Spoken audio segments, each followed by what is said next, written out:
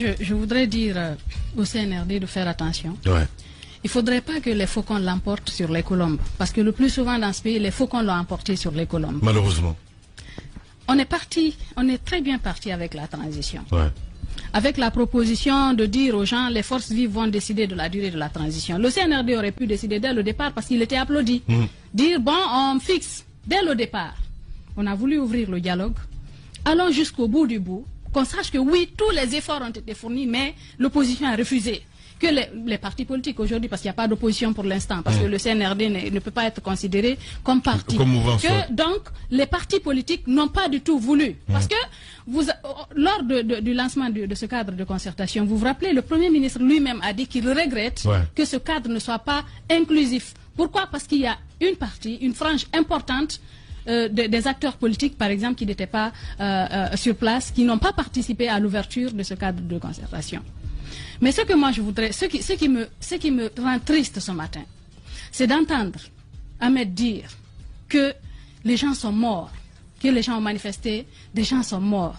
C'est dommage d'avoir en tête, de faire, en tant que leader d'opinion, de faire comprendre aux autres que quand on manifeste, quelqu'un doit forcément mourir. Mais c'était le cas. C'est pas normal. C'est le cas, déjà. Qui tue quand les gens manifestent? C'est le cas, excuse-moi. Qui tue quand les gens manifestent?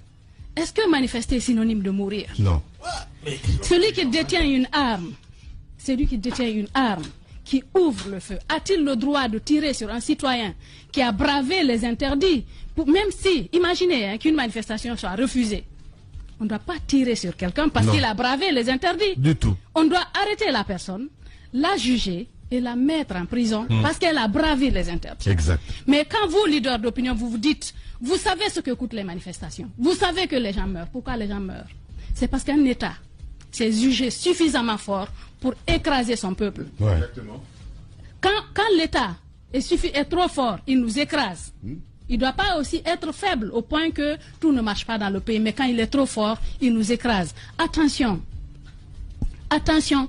La liberté de manifester est consacrée d'abord par la Constitution qui a été dissoute, mais aussi par le CNRD. J'ai rappelé ce que Jacques a dit tout à l'heure. Ouais. Aucune exception ne devrait faire en sorte que les droits humains soient violés.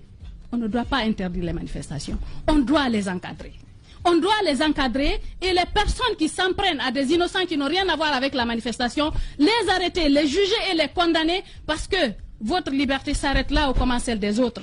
Si vous voulez que les gens sortent et que quelqu'un d'autre ne veut pas sortir, par exemple qu'il veut aller travailler, celui qui s'attaque à cette personne doit être arrêté, jugé et condamné. Ouais. Vous n'allez pas dire sortez que tout le monde sorte. Tout le monde n'est pas intéressé par la